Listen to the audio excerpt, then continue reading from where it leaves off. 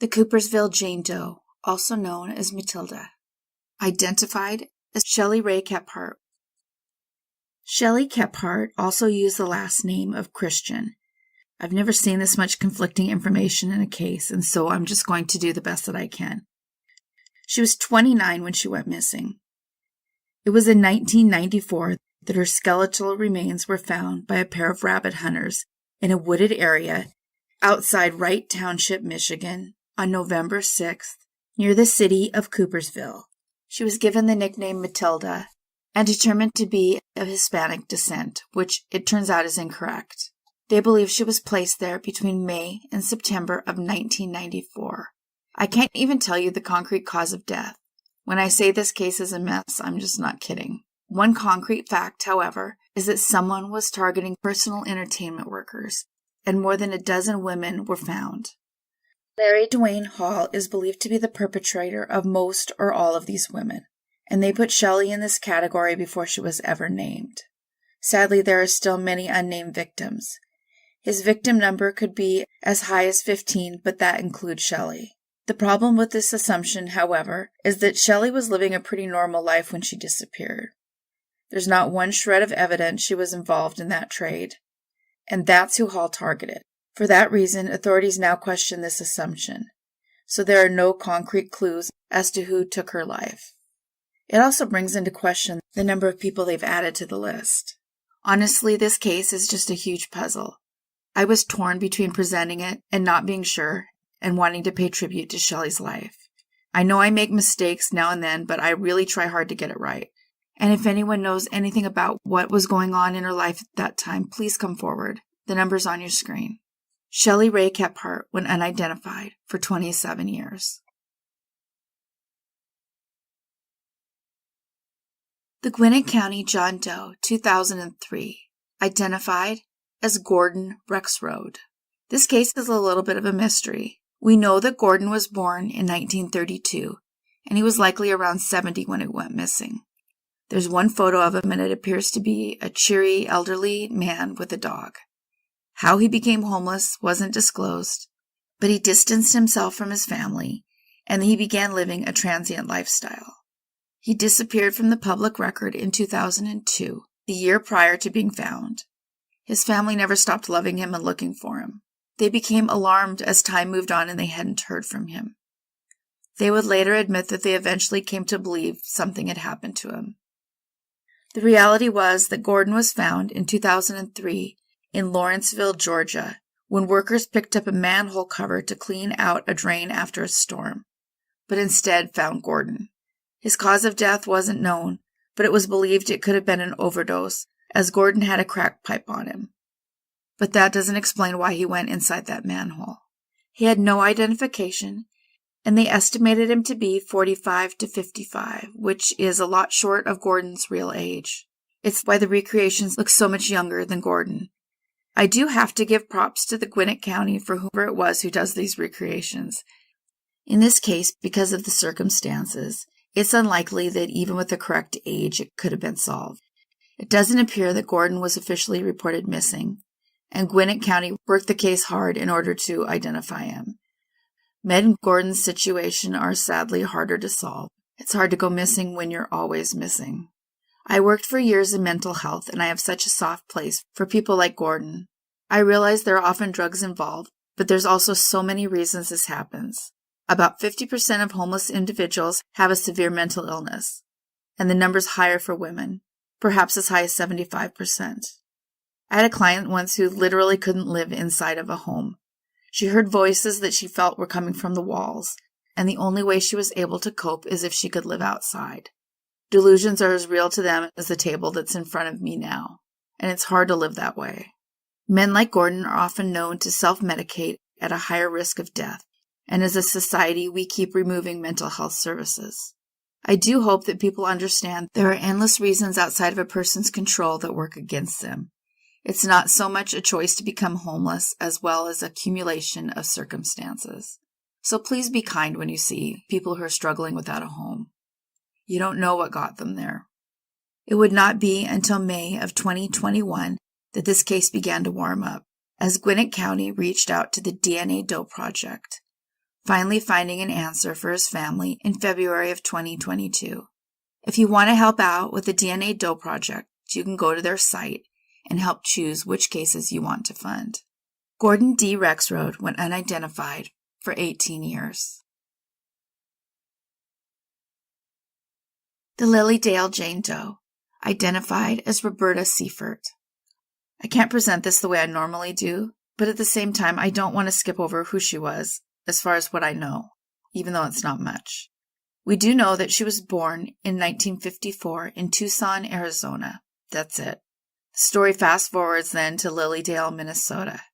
Lilydale, Minnesota has a population of less than 1,000 people, and it's here that she was found in June of 1976. They believe she'd been there several weeks. Her cause of death was never disclosed, but they did disclose that she was wearing blue shorts, socks, and shoes. She was 25 to 30, 5 foot 8 inches tall, but that's it. It took the DNA Doe Project months, but they were finally able to identify her in February of 2022 as Roberta Seifert.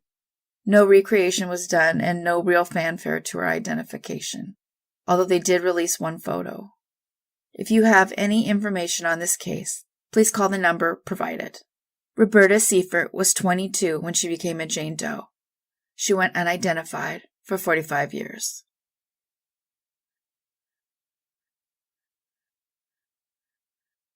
Little Miss Nobody, identified as Sharon Lee Gallegos. Susan was just 4 when she went missing, from Alamogordo, New Mexico, on July 21, 1960. She was at her grandmother's home, playing in the backyard alone, something that would normally be safe, but sadly, in this case, it wasn't. And it's explained in what's been written about this case that she had trouble with a couple who were seen observing the young girl more than once, and they tried at least twice to lure her into a green-colored vehicle, 61 years ago. We were just discussing her case in the comments below Cliff Doe's identification, and it created a discussion on her name. The majority of people replying took issue with why she was named Little Miss Nobody. It feels disrespectful. Not all the names are disrespectful, but this one really stings. But then again, there's nothing good about even needing a fake name. The police have gone back to what happened in the days following her abduction. Though it's a little infuriating because this could have been done years ago, when answers would be easier to find. They always knew somebody took her. Another misstep is that they ruled out Sharon being the doe in question. This has happened before in other cases, and it all depends on who's doing the identifications, their abilities, and maybe a little bit of luck. There are 2 obvious reasons someone would steal a child of that age. It's unusual for a woman to be involved in something like this. So there was some suggestion that the goal had been to steal a child to keep and raise as their own. As awful as that is, it feels better than any other possible reason. And the main one is far more nefarious and darker to consider. Considering her body was found only 10 days after she went missing, it's probably the latter. She was discovered by a schoolteacher out for a hike. Following her discovery, the local community rushed forward to raise money to buy a casket and give the girl a proper burial. The inscription read, "Little Miss Nobody," and "Blessed are the pure in heart." They knew little at the time. She'd been wearing shoes made from adult flip-flops, cut and crafted into something her size. Her nails were painted. A pocket knife was found with her remains, and there was some indication that someone tried to burn the evidence. She had been transported from her home in New Mexico to an area in Arizona known as Sand Creek. This area is mountainous and located near the town of Congress, Arizona. This is nearly 700 miles away from where she went missing. To put it into perspective, she should have had a life and would be just 65 now. And the 2 people who did this probably aren't even alive anymore to pay, if that's even an option. The abductors appeared to have been in their 30s at the time. That would make them in their 90s now. It's unlikely anyone will pay for what was done to this young girl. This case was covered by the channel in August of 2021, and I'll provide the link in the description below. Sharon's nephew, Ray Chavez, spoke at a press conference, saying, "We as the family would like to thank you. to thank you for what you've done for us, to thank you for keeping my aunt safe, and for never forgetting her. It's still sinking in. Sharon went unidentified for 61 years. Had she lived, she would be 65 today.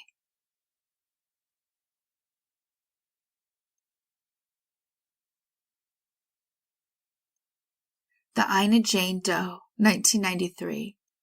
Identified as Susan Hope Lund. Susan was a 25-year-old mom of 3 kids, all of them under the age of 6. She was also pregnant with her 4th child. Then suddenly she disappeared on Christmas Eve in 1993 from her home in Clarksville, Tennessee. She had made what was supposed to be a quick run to the grocery store, but she never returned. Her husband, Paul Lund, was stationed at Fort Campbell nearby. Fort Campbell is located between Hopkinsville, Kentucky, and Clarksville, Tennessee. Those 2 towns are about 30 miles apart. The police did look for Susan, but they closed the investigation not long after, insisting she left Clarksville of her own volition and she was alive and well, living in Hodgkinson, Kentucky. Although it appears they stopped short of going and trying to verify that that was, in fact, her. They referenced an anonymous and unverified tip saying someone spotted her the week after Christmas in Hodgkinson. It wasn't the only tip, however. Her husband, Paul, spoke to the press, begging the police to begin looking again, saying to the media that a tip came in a few weeks after that someone had seen her off the highway near Interstate 65, near Louisville, wandering and looking desperate. The witness said they believed it was the young woman and that she was wearing the clothes that were described on the day she went missing. It was said she looked pale, thin, and scared. Her husband was clear he believed she was kidnapped and was in trouble, and he begged the police to keep looking. The police, for their part, remained steadfast that she was fine. Paul, however, spoke to everyone who would listen, and he said that she had her checkbook on her, and if she was okay, she would have written checks. None had been written. He was also clear he believed the highway tip. Unbeknownst to her desperate family, she was found on January 27, 1993, barely a month after she went missing. Her head was found in the Wayne Fitzgerald State Park, in the bushes, by a group of children that were playing. Those investigating didn't know much about the Jane Doe because so much of her was missing, but they knew she had shoulder-length, reddish-brown hair, and believed her to be between 30 and 50. They were able to tell that she had an upper front cervical vertebrae that indicated she suffered from a condition known as wry neck, which affects the ability to hold her head upright. There was evidence of a healed traumatic lesion and suggested that it was caused by trauma. They believed it would make her head have a left-facing tilt. One thing it did do is it caused 2 unsettling reconstructions, one of which I'm not even comfortable showing on this platform. The DNA profile for Susan was provided to Redgrave Research Forensic Services, which is a genealogy company. Within days, the team found a potential match. It was passed to law enforcement, and they followed up with members of Susan's family, officially confirming it was her on March 6, 2022. I wish I could offer insight to where her family is now, but nothing's been reported as of yet. Hopefully this gives them some sort of peace. Anyone with information on this case, please call the number on your screen. Susan Lund went unidentified for 29 years. The Caddo County Jane Doe, identified as Katrina K. Burton Benevegna. Katrina K. Burton comes from Colorado and had moved to Oklahoma in the summer of 1993. By the time she was 20, her name was Katrina K. Burton Benevegna. She was married and had a young son. There is no indication of exactly when she went missing or if she was even reported missing. Unfortunately, NamUs deletes the profile when it's solved, so it's impossible for me to tell now if she was listed there as a missing person. However, sites like the Charlie Project don't have her listed, so if she was listed, it's likely she wasn't internationally. It appears her husband filed for divorce in March of 1995. It's unclear how long she had actually been missing at that point. I have no idea when she truly went missing, but it appears it was 1995. So that's a little disturbing. So he pretty quickly filed for divorce. There's no indication that the husband is a suspect, but it's definitely suspicious. And if the year and the divorce information is true, it was only the 3rd month of that year. Katrina was found along U.S. Route 281 in a shallow grave along the roadway. I have no idea why it's so often it's either a roadway or a shallow grave. It's just sad and disrespectful. In this case, it was actually her torso that was found first. Her skull was discovered 1.2 miles away the following year.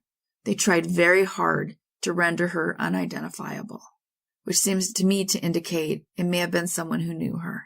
There was a recreation done, but this falls short. It falls back to the Eklutna Annie video I did, where I demonstrated the difference between my own pictures from the late 1980s and early 1990s, compared to what I look like now, fitting in with current style. Most of the photos I used on that video were from the 1990s, and it reminds me of Katrina's hair. She looks so much like someone I would have actually hung out with. And when you flash the photo of the recreation, there's a hairdo that is very much behind the times. It's reminiscent of older women in the 1970s. I just think this is an opportunity missed. It makes them look completely different without using the hairstyle at the time. Though I'll leave it to all of you whether or not it looks like Katrina at all, even in her facial features. The OSBI Cold Case Unit submitted Katrina's DNA to Parabon Nanolabs in March of 2021, finding possible genetic matches in August of 2021. So it took a year from that point, in contacting the matches and asking for them to submit DNA, to identify her positively in March of 2022. Her son spoke out saying, "I appreciate all the hard work the OSBI has put into identifying my mother.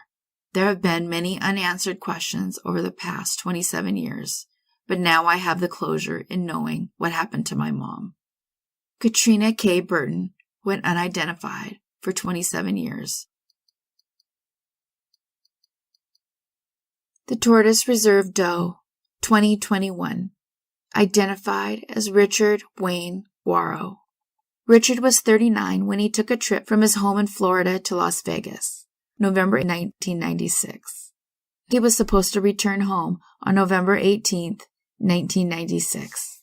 He never got on that plane, and he never returned home.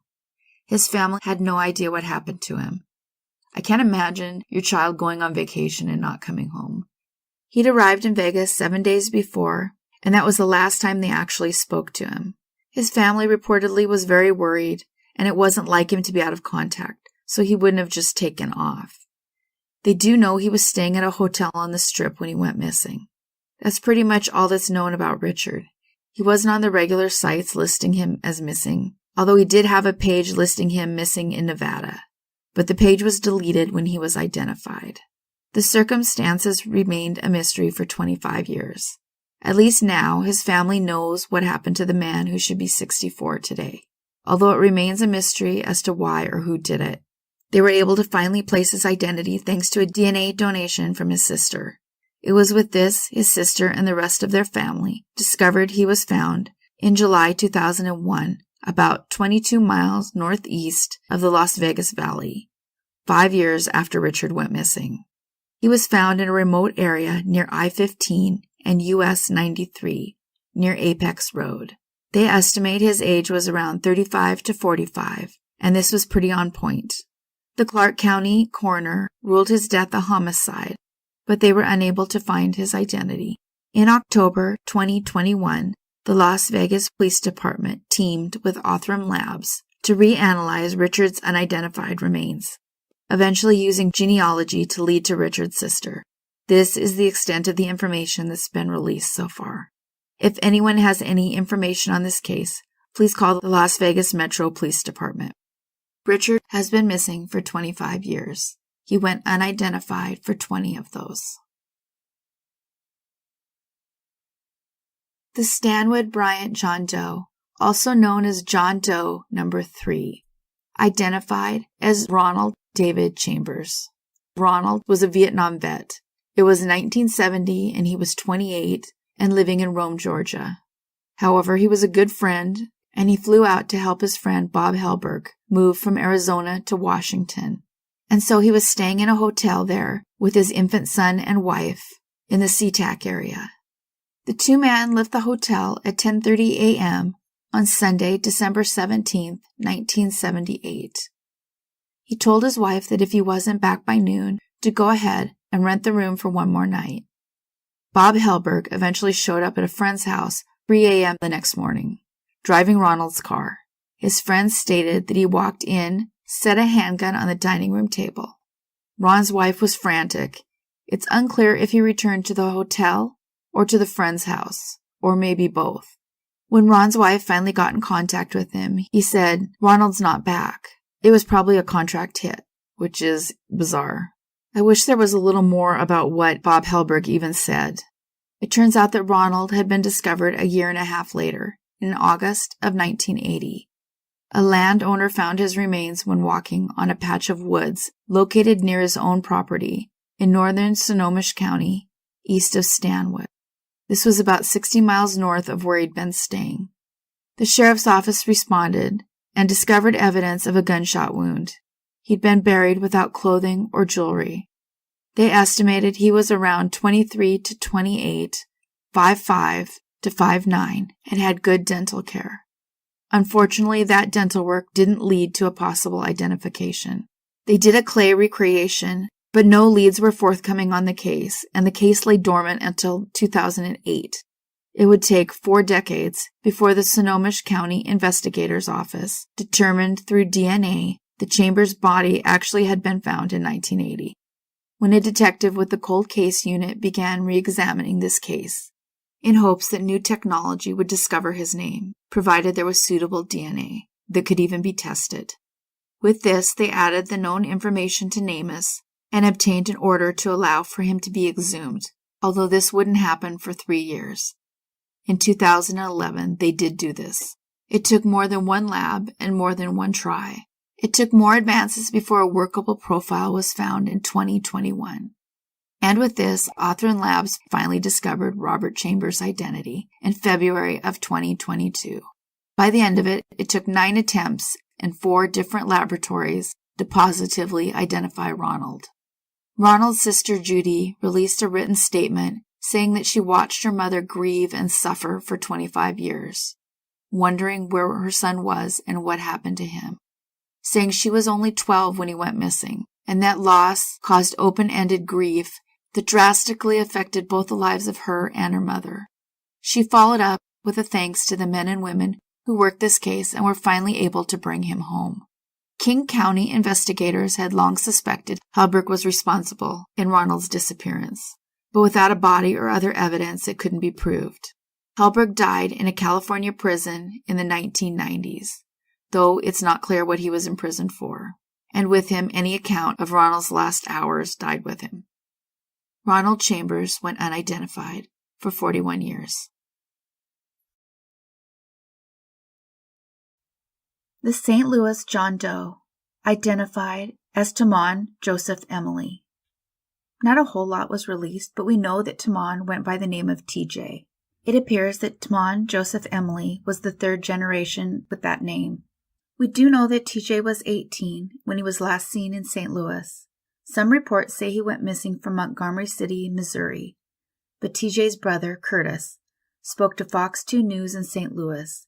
Curtis went on to tell the news that his brother was last seen leaving his own home on Rauschenbach Avenue in St. Louis. It was known that he was walking to his uncle's home nearby, but he never arrived. This was the last time anyone saw TJ. His brother Curtis was 12 at the time, and he described the event as horrible. His family received a call, which appears to have been from his uncle, looking for TJ to see if he had arrived there, instead of where he was expected, but he hadn't. Curtis recalls how upsetting it was to say that they hadn't seen him. A feeling of fear of the unknown would linger for the next 32 years. What happened to TJ, even now that his whereabouts are known, is a mystery. He was found on March 7, 1992, inside of an abandoned building. Workers had gone in to service a gas line, and instead they found him. The building itself had once been a business, but it was abandoned before 1992. The police believed that the young St. Louis John Doe had been there for around 1 to 3 years before he was found. It was determined that he was a victim of a stabbing, but the police had no indication who he was, why he was found there, or why somebody did what they did to him. They could tell so little, but they guessed he was around 5'8" to 5'11" and 150 pounds. Detectives received tips from the public over the years in hopes of identifying the St. Louis John Doe. But unfortunately, the people unveiled in these tips did not lead to a name, as each time they would check the dental records and it was not the person, which is just so sad. There are so many John Does out there and so many missing persons. In 2004, authorities created a DNA profile that they hoped would lead to the answer. They went ahead and they uploaded this to CODIS, but no matches were found. It's unfortunate, though, that no one cross-checked with the Missing and Exploited Children's database, because we do know that in 2012, he was added to that database. We owe the thanks in this identification to the DNA Doe Project, who obtained DNA and used GEDmatch and ftDNA to search for relatives. ftDNA is popping up more and more in these new identifications. So if you want to help, uploading your DNA there is also a great way to help identify John and Jane Does. I did that years ago, actually, but for a different reason, obviously, but it's super easy to use. It's actually far easier than GEDmatch, in my personal opinion, especially if you want to check out the results. You can download your DNA from whatever site you use, like Ancestry.com or 23andMe, and then upload it to those free sites. One cool thing about this case, though, is the DNA Doe Project was identified of the positive identification, in this case on March 25th, 2022, the 30th anniversary of TJ's disappearance. So on that anniversary, the parents got their answer.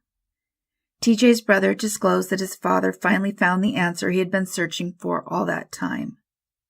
Though quite obviously, it's not the answer anyone wanted. It was unfortunately too late for TJ's mother to find the truth. He will soon find himself buried next to the mother who loved him so much and never stopped looking. His brother describes the situation as horrible, saying that at least the family has finally been given a rest, finally knowing what happened to TJ.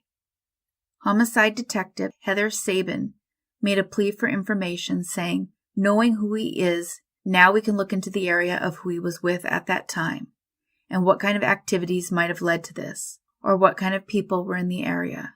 They desperately need some sort of information to help move forward on this case. TJ Emily was missing for 32 years, and he was a John Doe for 30. Had he lived, he would be 50 years old today.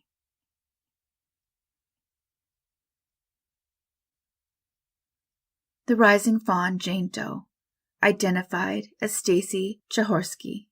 Stacy's family hasn't said a lot about Stacy's life or circumstances, but we know the 19-year-old young woman was officially reported missing in January of 1989, which was 4 months after she had last contacted her family or friends. We've discussed in this channel before whether or not people hitchhiked in the 1980s. It seems very much from the answers that it varied from state to state, with most responders expressing doubt by the late 80s and early 90s that people were still traveling this way. So it brings into question who, in January of 1989, was also picking up hitchhikers. It used to be far more normalized, and more people would stop and pick them up, which I imagine made it a lot safer. By 1989, I'm not sure that's the case. In this case, Stacy planned to hitchhike from North Carolina to her home in Michigan. The goal in the end was arriving to Flint, Michigan.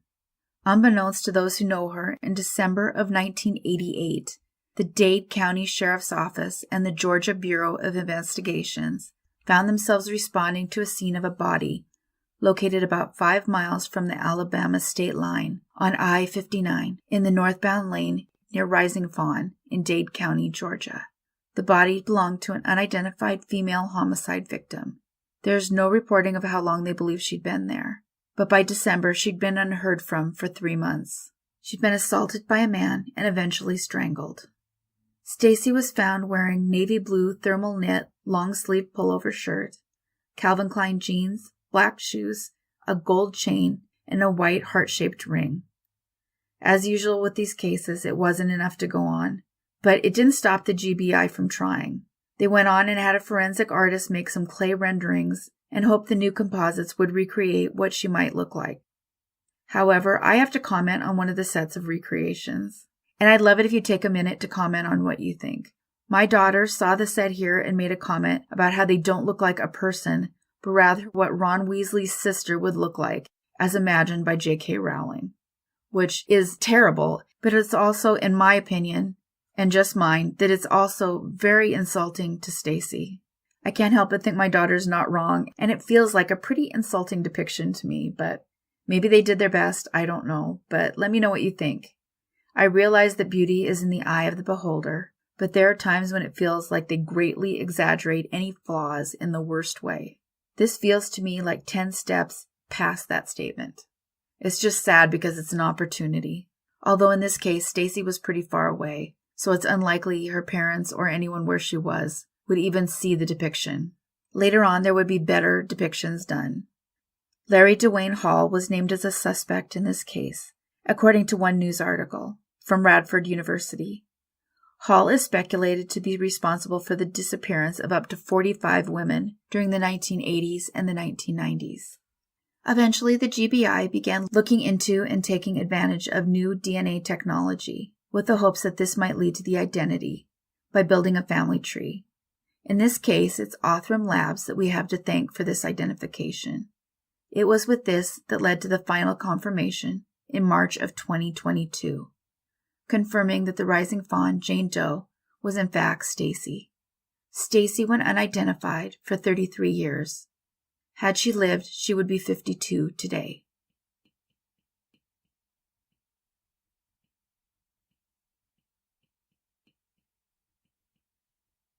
The Moss Point John Doe, also known as the Pascagoula John Doe, identified as Gary Simpson. The 20-year-old young man was from New Orleans, the oldest of 5 siblings.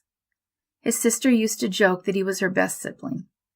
She looked up to her big brother, and her family kept looking for him, but were lost as a location to even begin searching, as he wasn't in any of the normal expected ones. She shared with Fox 10 News that he was her mom's favorite also. She was 11 at the time her big brother disappeared, and remembers his girlfriend coming over and telling the family that Gary had been kidnapped, saying it was horrible and he was missing. As time passed, people around town kept saying they'd seen him, but there was no evidence corroborating any of those sightings. His sister Tanya said that she thinks he had gotten into some trouble at the time, although she's not sure exactly what kind of trouble that was. No matter what, though, he was only 20, and he didn't deserve to lose his life over it. His mother filed a missing person report, and his family kept looking, but there was never any concrete sign of him. Gary was so close to his family that he moved just around the corner. The strange thing about the rumors that circulated that people had seen him is that it possibly seemed like misdirection, like somebody knew something and they weren't saying. They would say things like they just saw him, but he left. This went on for a long time, and we know now that it's impossible anyone saw him. If they know who was providing the misdirection, it's not been disclosed, though. In reality, Gary was found just 2 hours away, on December 8, 1982, by the Jackson County Sheriff's Office. The police were shocked. In this case, they were actually searching the Escatawpa River for remains of an adult woman who was witnessed in the water by a truck driver. They didn't expect to find a male. It came out later that the day prior, an adult woman was seen walking down the road, in the cold with her toddler, refusing to let passerbys help them. So while dragging the water, this was when they found Gary. A little later on, they found the remains of a young Jane Doe, long known as Mississippi Delta Dawn. The adult remains were never located. In 2020, Delta Dawn was identified as Delisha Ann Henrick. She's believed to be with her mother, 23-year-old Gwendolyn May Clemens. It's unknown for sure if Gwen is still alive, but it's unlikely. It was a shock for those searching the water, and not at all what was expected. It would later be determined that Gary was not related at all to the demise of Alicia and Gwendolyn. Gary had likely been in the water a week or longer, and the coroner would later determine he'd been shot. The Sheriff's Department enlisted Othram Labs, which is the forefront of so many of these identifications.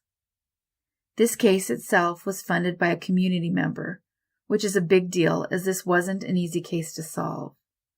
Because Gary's DNA was really degraded from being in the water and hard to process, they were finally able to use newly developed means of processing. They've made so many advances, and it's why there are so many John and Jane Does finally getting their names back.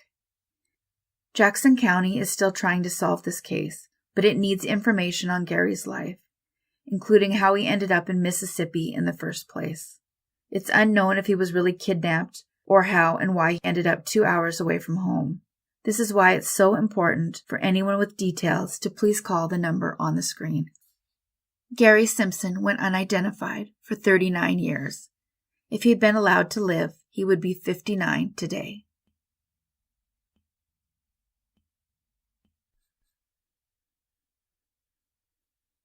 The Boone County Jane Doe, 1992. Identified as Margaret Snygowski. Margaret hailed from Toledo, Ohio. She went by the name Maggie, and she was a Spitfire. The young woman was pretty popular and funny. Maggie wasn't embarrassed by anything, and she stood up and even insisted that the school let her try out for the boys' wrestling team. It appears she likely would have made it too, if the administration hadn't refused to allow it. She had a wicked sense of humor, and one of her favorite things to do was embarrass her big brother by running up to him in the hall at school and giving him a hug. Her family would say she was just full of life. Her 19-year-old brother, Lenny, remembers very clearly when she went missing, saying he arrived home for a visit and his 17-year-old sister was missing. Maggie had 7 big brothers and sisters, and while they'd all left the home by then, she still lived there. At first, her parents believed she'd run away, perhaps wanting out on her own to fly the coop and spread her wings, like the other siblings had before her, and they said they weren't overly worried. As the days went by, however, they became more and more concerned.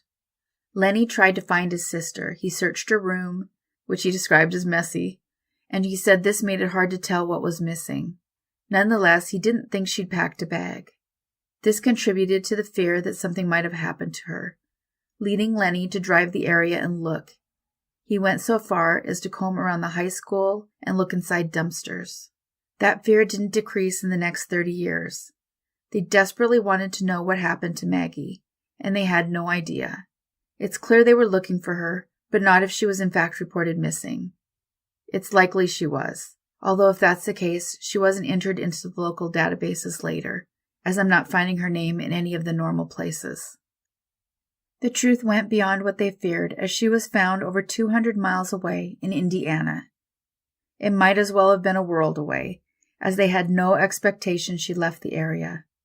She was found off the side of the highway, carelessly tossed aside, like so many of the other people that I end up reporting on. She was found in May of 1992, although there was no specific cause of death found. In addition, she had no clothes on, other than a green tank top and socks. Police then had hoped her tattoos would help find her. There was one on her right arm, as well as one of a cross. But they didn't help. Unfortunately, she'd been there for 3 or 4 days, and they found it hard to nail down the specifics. She was eventually buried in a pauper's grave outside of Boone County. She would be exhumed a few times over the years to get new recreations, and they did do an isotope analysis, the results of which can be seen here. In cases like this, a lot of time, isotope analysis isn't overly accurate. In the end, it was her DNA 3 decades later that gave the answer. And it was Othram Labs that we have to thank for this identification, in April of 2022. Her now 49-year-old brother Lenny stated, "It is this painful confirmation of my worst thoughts, because although I've missed her tremendously, I had never really started mourning her. My little sister was found on the side of the highway, discarded like a piece of trash. She's no longer that.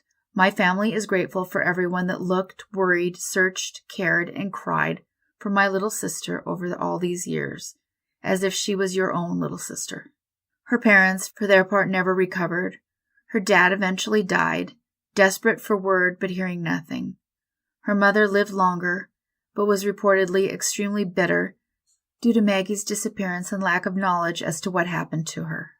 One brother, Mark, did believe that she had died, but others had held out hope that she was still alive. It was easier to think she perhaps left on her own.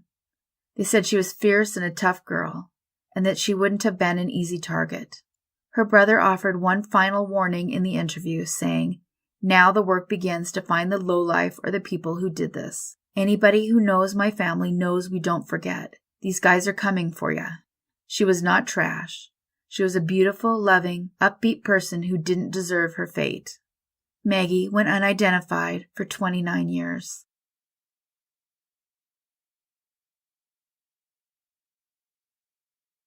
The Pittsboro John Doe, identified as Alexander Brown, Jr. Alexander hails from Baltimore, Maryland, and he was last seen in 1998, but there's barely any information on this case to explain who he was or what might have happened to him. We do know his family reported him missing, and he was found off the side of a rural road, North Carolina, finally being identified in April of 2022. His family has released a few photos, but no more information on the case or Alexander himself. Alexander Brown, Jr. was identified exactly 43 years to the date that his missing person report was filed.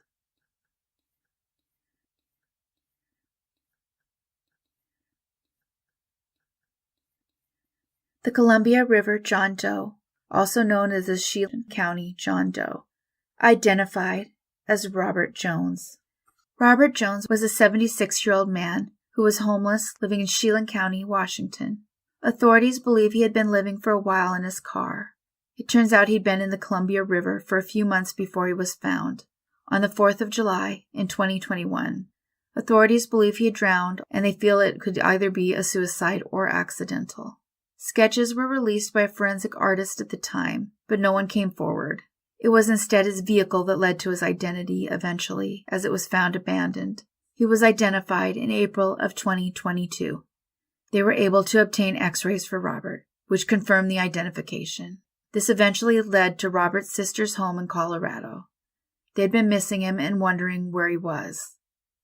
Robert Jones went unidentified for 9 months.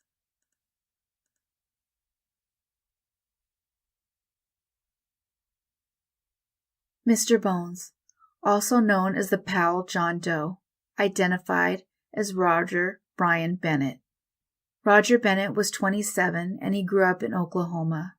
He was a smart guy who enjoyed studying journalism and was a National Merit Scholars semifinalist. Once he graduated from high school, he enlisted in the Air Force and worked to refuel planes mid-air. He left the Air Force in 1982. He had written home about that time to say that he was being discharged out of Keesler Air Force Base and planned to look for work in Louisiana, having a lead on offshore oil rigs. His family has no idea what happened to him or why he was even camping in Idaho. In September of 1983, the Idaho County Sheriff's Office discovered an abandoned camp near Powell, Idaho. The encampment itself was about 400 yards from White Sand Road. The camp contained a nylon tent designed to fit 2 people with 1 sleeping bag inside. They also found towels and cooking supplies. It was especially odd when they realized someone's prescription eyeglasses were there, and 1 lens was missing. But nobody was around and no one came back. They searched nearby, concerned that someone was in trouble, but they found nothing. Then, the following year, in 1984, they were called to an area about a mile away where that tent was found back then, because hunters found human skeletal remains. There was no sign of any sort of identification, and they enlisted the crime lab to make a sketch of the man they would dub Mr. Bones. He was entered into NamUs in 2010, and in 2011 got a forensic anthropologist workup that suggested he was of European and Native American descent, but their height was really wide, 5'2" to 5'11". They believed he was 35 to 55. They did a DNA workup at the time, but there was no match in CODIS. Investigators had long been clear that he mattered to them, which is why they gave him the moniker of Mr. Bones in the first place, saying he deserved some sort of a name that distinguished him in some way. So they were thrilled in November of 2020 when the Idaho State Police told them they would receive a grant to do forensic ancestry on this case. But a year would pass and nothing happened. Funding never arrived. Then NamUs found the funds to get them tested. Othram Labs took over, finally sending him home nearly 40 years after he went missing. his family finally knowing what happened. They described a kid who longed for adventure and had a special fascination with the Lewis and Clark expedition, wondering what it was like for them as the expedition traveled through the U.S. It was perhaps this desire for more knowledge that led to him going his own way and camping out. Roger Brian Bennett went unidentified for 37 years.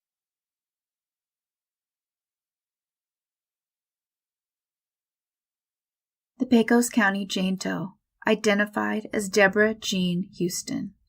Debra Houston disappeared, ironically enough, from Houston, Texas, on December 25, 1989, and her family had no clue as to what happened to her. It would be 7 years later, in 1996, that her remains were found off the interstate in Texas, near mile marker 288. Her death was investigated as being considered either drug-related or accidental, initially ruling accidental, although why she was there couldn't be determined. Like so many before her, there weren't many clues. They knew she had a shotgun wound to her left hip and arm that had healed. She also had a gold star shape cut out of her front tooth, with some random effects like a red blanket found near her body. Her identity remained a mystery until March of 2022. Debra Houston was missing for 32 years. She went unidentified for 25.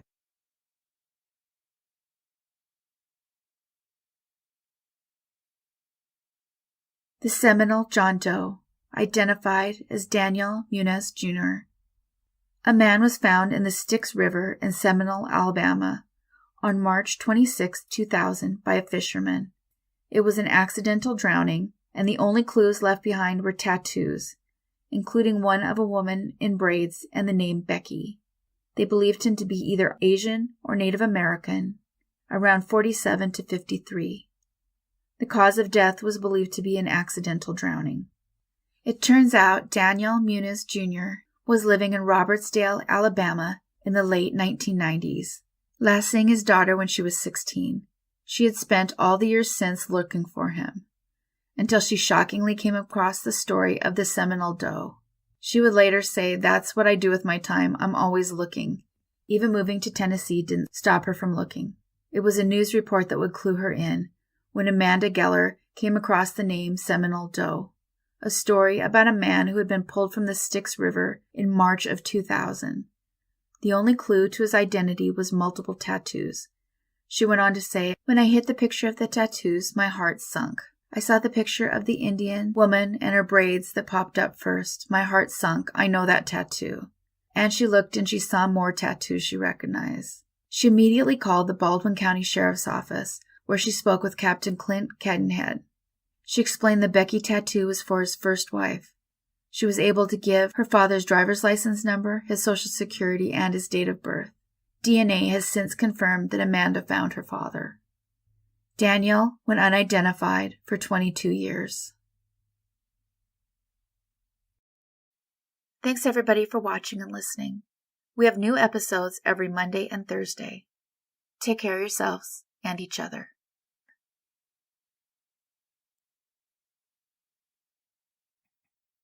Thank you everybody for watching and listening. If you could help to get the channel noticed by the YouTube algorithm by liking and leaving a comment, even if you can just leave a thumbs up or some emoji, it counts as engagement. It would be so appreciated. And don't forget to subscribe if you haven't yet. Thanks everyone. Take care of yourselves and each other.